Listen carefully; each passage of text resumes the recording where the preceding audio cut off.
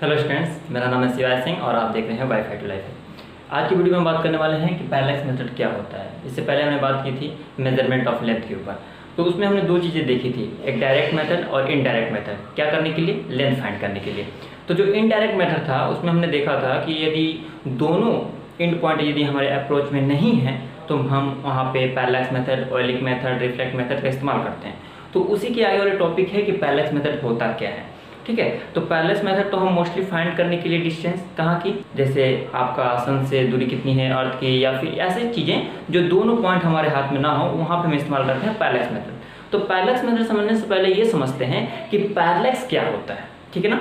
तो मान लीजिए कि हमारे पास ये एक मार्कर है, ठीक है, और ये हम क्या करते हैं कि अपने इस टिप पे, ये जो आपको दिख रहा है मार्कर का टिप, इसे हम पहले बार राइट आंख से देखते हैं। ठीक है ना। जैसे अगर इसको ऐसे देखेंगे तो होगा क्या कि ये जिस पोजीशन पे दिख रहा है, ठीक है, बट जैसे ही इसको हम लेफ्ट आई से देखेंगे और राइट को क्या करेंगे, क्लोज कर देंगे, तो पता चलेगा कि इसकी जो पोजीशन है वो चेंज हो जाएगी। आप भी करके देख सकते हैं अपने पेन के साथ। तो जैसे इसको पोजीशन इसकी चेंज होती हुई नजर आएगी, किसके रिस्पेक्ट में? बैकग्राउंड की रिस्पेक्ट में। तो इसी को कहते हैं पैरेलैक्स। इसको एक बार और समझिए। जैसे मान लेते हैं कि हमने इस पे एक पॉइंट मार्क कर दिया, ठीक है, और इसके रिस्पेक्ट में, इस पॉइंट की रिस्पेक्ट में हम इस मार्कर की टिप को देख रहे हैं। पहले हम राइट आंख से देखते हैं, ठीक है, और जैसे इसको हम लेफ्ट से करते हैं, राइट क्लोज करके आइस को, तो क्या होगा, इसकी पोजीशन चेंज हो जाएगी। किसके रिस्पेक्ट में? इस पॉइंट के रिस्पेक्ट में। बैकग्राउंड में आप कुछ भी ले सकते हैं, उसके रिस्पेक्ट में इसकी पोजीशन चेंज हो जाएगी। इसी को बोलते हैं पैरेलैक्स। ऐसा होता क्यों है? क्योंकि राइट आई से जो इसका लाइन ऑफ साइट बनता है उसका एंगल और लेफ्ट आई से जो इसका लाइन ऑफ साइट का एंगल बनता है वो डिफरेंट बनता है, इसीलिए उसकी पोजीशन चेंज होती नजर आती है। इसी को कहते हैं पैरेलैक्स। अब देखते हैं कि पैरेलैक्स मेथड है क्या। तो पैरेलैक्स मेथड ने जैसे अभी बताया कि जैसे दोनों अगर एंड पॉइंट हमारे अप्रोच में नहीं है, उसकी डिस्टेंस निकालने के लिए हम इसका मेथड का इस्तेमाल करते हैं। तो चलिए मान लेते हैं कि यहाँ से हम देखते हैं कि यदि हमको किसी प्लानिट का, फार अवे प्लानिट का अगर हमको निकालना हो, सन हो सकता है, कोई स्टार हो सकता है, किसी इस अर्थ से, तो हम उस डिस्टेंस को कैसे फाइंड कर सकते हैं। ठीक है, चलिए समझते हैं। मान लीजिए कि ये हमारा अर्थ है, क्लियर, और इस पे दो पॉइंट मान लेते हैं। ये पॉइंट हमारा दो हो गया, ठीक है, आप नाम भी दे सकते हैं।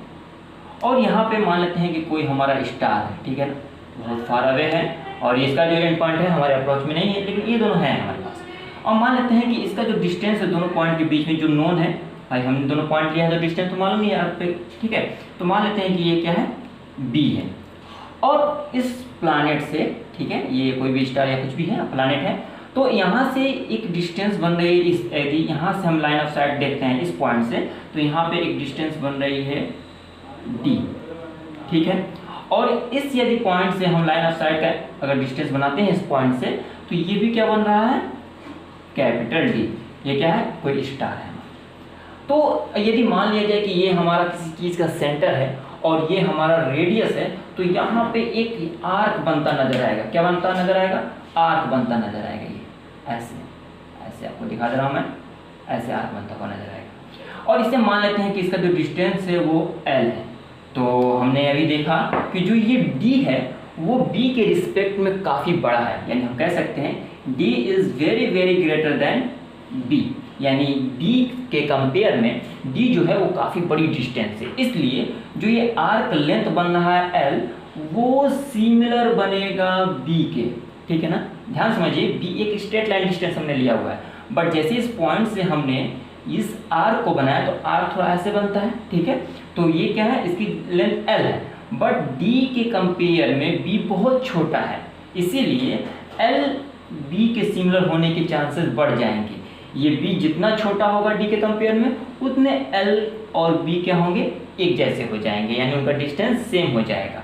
तो इसलिए हम मान लेते हैं कि एल जो है वो बी के बराबर है। तो हमें मालूम है कि यहाँ पे एक एंगल बनेगा, थीटा बनेगा, ठीक है ना। तो ये जो थीटा बना है इसी को पैरेलैक्स एंगल बोलते हैं। तो क्या बन जाएगा, ये होगा आपका arc by radius, clear. Arc की जगह पे हमारा लेंथ एल है और रेडियस की जगह पे हमने कैपिटल डी लिया हुआ है, और ये एल जो है वो सिमिलर है बी के, क्योंकि ये डी बी से काफ़ी बड़ा है, तो आप एल की जगह पे बी लिख सकते हैं डी, और ये थीटा। तो ये आपका रिलेशन निकल गया। हमें निकालना क्या था, किसी भी पॉइंट से, अर्थ के किसी पॉइंट से उस प्लैनेट का या सन की दूरी निकालनी थी, यानी डिस्टेंस निकालनी थी। तो इस रिलेशन को हम डॉट ड्राइव करके क्या लिख सकते हैं, d = b/थीटा, और जो थीटा होगा वो आपका रेडियन में होगा। तो ये आपका फार्मूला हो गया किसी भी डिस्टेंस निकालने का। क्लियर यहाँ तक?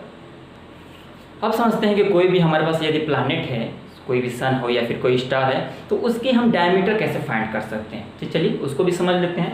मान लेते हैं कि ये हमारे पास एक कोई प्लैनेट है और इसका एक डायमीटर क्या है, हमारा स्मॉल d है। क्लियर? और हम इसे किसी पॉइंट से एब्जॉर्व कर रहे हैं, इस पॉइंट से हम इसे एब्जॉर्व कर रहे हैं, तो ये जो डिस्टेंस होगी क्या होगी, कैपिटल D। ये भी डिस्टेंस क्या होगी, कैपिटल D होगी। ठीक है, और ये जो एंगुलर डायमीटर बनेगा इसका, ठीक है ना, ये जो आपका एंगुलर डायमीटर बनेगा, एंगल बनेगा, ठीक है, इसको मान लेते हैं थीटा। तो हमें तो d नोन है, क्योंकि हम इस मेथड से आप d फाइंड कर सकते हैं। हमें फाइंड करना है स्मॉल d की वैल्यू। ठीक है, तो क्या हो जाएगा ये रिलेशन, आपका थीटा जितना मैंने इसमें बोला उतना इसमें भी होगा, बट इसका क्या है, थोड़ा सा इसका रिवर्स है। इसमें हमने डिस्टेंस फाइंड किया, इसमें हम डायमीटर फाइंड करेंगे। ठीक है, तो क्या हो जाएगा, थीटा = d/कैपिटल D। ठीक है, तो d क्या आ जाएगा आपका, स्मॉल d, जो कि डायमीटर ऑफ अ प्लैनेट है, कैपिटल D थीटा, और थीटा आपका रेडियन में होगा। क्लियर?